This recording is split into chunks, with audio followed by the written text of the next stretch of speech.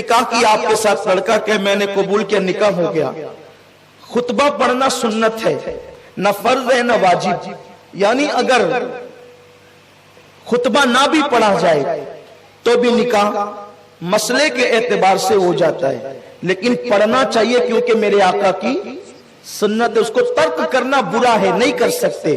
بلکہ اگر پورا خطبہ کوئی نہ پڑھے، الحمدللہ نحمدہ ونستعینہ، وہ جو سنتے ہیں، صرف خطبے کی نیت سے کوئی الحمدللہ رب العالمین بھی کہہ دے، خطبہ ہو گیا۔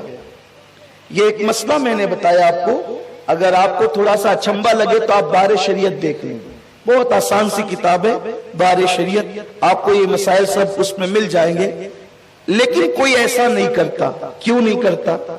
اگر آپ اس طریقے سے نکاح کریں گے، جب بعد کے لوگوں کو پتا چلے گا تو لوگ کہیں گے کہ یہ حادثہ ہوا کب، اس لیے ہم ایسا نہیں کرتے۔ کیوں نہیں کرتے؟ اس لیے کہ یہ ایک اچھی چیز نہیں ہے، یہ تہذیب کے بھی خلاف ہے، تمدن کے بھی خلاف ہے، شرافت کے بھی خلاف ہے۔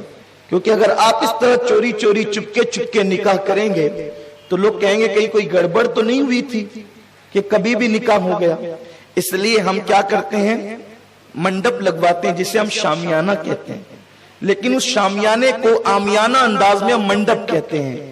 تو منڈپ لگاتے ہیں، اسٹیج ہوتا ہے، دیگیں پکتی ہے، رکے بیٹھتے ہیں، لوگ مدعو ہوتے ہیں، امیر غریب چھوٹے بڑے سب آتے ہیں، کہیں درجنوں میں، کہیں سینکڑوں میں، کہیں ہزاروں میں، اور نکاح ہوتا ہے۔ یہی تو ہوتا ہے۔ منڈپ کا شادی سے کوئی تعلق نہیں ہے، لیکن منڈپ اس لیے لگتا ہے کہ مہمان آئیں گے تو دھوپ میں تو نہیں بٹھائیں گے، اگر دھوپ میں بٹھائیں گے تو لوگ کہیں گے کہ یہ آدمی جو ہے یہ لوگوں کی عزت کرنے سے ناواقف ہے، اسے پتہ نہیں ہے کہ تعظیم کسے کہتے ہیں۔ لوگ آئیں گے تو چٹائی پر بھی بیٹھ سکتے ہیں، لیکن ہم کرسیاں لگاتے ہیں، آ کر ہم لوگ پانی پی کے بھی چلے جاتے ہیں، لیکن ہم شربت پلاتے ہیں۔ شربت بھی صرف شکر اور پانی سے مل کے شربت بن جاتا ہے، لیکن ہم اس میں دودھ ڈالتے ہیں، اس میں خوشبو ڈالتے ہیں، سینٹ ڈالتے ہیں، وغیرہ وغیرہ۔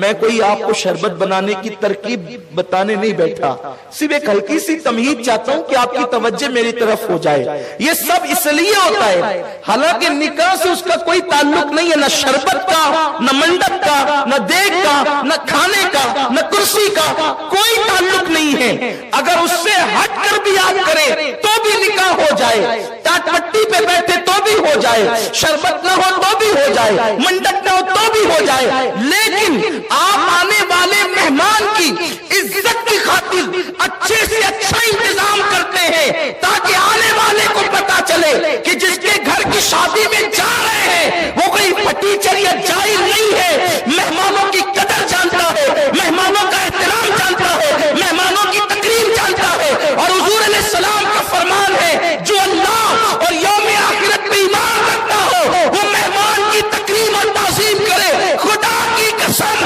یہ نہ فرض ہے نہ واجب، اللہ اکبر، لیکن تکریم مہمان کا حکم ہے، اس لیے سب کچھ کرتے ہیں۔ میلاد بس اتنی ہے، میلاد بس اتنی ہے کہ حضور کی آمد کا ذکر کیا جائے، لیکن چونکہ آنے والا اس قدر شان و شوکت والا ہے، خدا کا حبیب ہے کہ ہمارا دل نہیں بھرتا کہ زمین پہ بیٹھ کر وہ واقعات بیان کرے، اس لیے ہم لائٹنگیں بھی لگاتے ہیں، کمکمے بھی لگاتے ہیں، اسٹیج بھی سجاتے ہیں، جھنڈے بھی لگاتے ہیں، دھوم دھام کرتے ہیں تاکہ پتہ چل جائے آنے والا معمولی نہیں، وہ اللہ کا نائب مطلق آ رہا ہے۔ تکریم کا حکم تعظیم کے لیے کیا جاتا ہے، ورنہ میلاد صرف واقعات میلاد کو بیان کرنے کا نام ہے۔ اب آئیے نا خدا نے کیسے ان کی آمد بیان کی۔ میرا اللہ فرماتا ہے لقد جاءکم رسول، تحقیق تمہارے پاس آ گیا عزت والا رسول۔ اس رسول کی شان کیا ہے؟ عزیز عنتم حریص، تمہارا مشقت میں پڑنا اس رسول پر بڑا بھاری پڑتا ہے، وہ تم سے اتنی محبت کرتا ہے کہ اگر تمہیں کانٹا بھی چبھے تو وہ بے چین ہوتا ہے، تمہارے گھر کے چراغ کی بتی بھی گل ہو جائے تو اس کو بے قراری ہوتی ہے. وہ تم پر بڑا مہربان ہے. اللہ کے انعامات جب تم پر وہ دیکھتا ہے تو اس میں وہ حریص ہے. حل من مزید کہتا ہے, مزید کی طلب کرتا ہے. وہ اتنا تم پر مہربان ہے, ایسا تم پر مہربان ہے کہ تمہارا مشقت میں پڑنا اس کو بڑا گرا گزرتا ہے, تمہاری تکلیفیں اس کو بڑی گرا گزرتی ہے, اور وہ اللہ کی بارگاہ میں تمہاری بھلائی کے لیے حریص ہے. علیکم بالمؤمنین رؤوف الرحیم, اور وہ مومنوں کے لیے مہربان ہے. مہربان قرآن نے رؤوف بھی کہا اور رحیم بھی کہا. یاد رکھیں, ماں باپ کے لیے خدا نے رحیم کہا لیکن رؤوف نہیں کہا. اور بھی جگہ پر کہیں کسی کو رؤوف کہا تو رحیم نہیں, لیکن یہاں رؤوف بھی کہا اور رحیم بھی کہا. یعنی یہ تم پر مہربان ہے. یہ کتنا مہربان ہے. ایک ماں اپنے بچے پر جتنی مہربان ہوتی ہے اس سے زیادہ یہ تم پر مہربان ہے. ایک باپ اپنی اولاد پر جتنا مہربان ہوتا ہے اس سے کروڑوں درجہ زیادہ یہ تم پر مہربان ہے. بلکہ بتا دوں, ذرا دل کے کان اگر میری طرف لگے ہیں تو دل کھول کر بڑی ذمہ داری سے یہ گفتگو سن لے.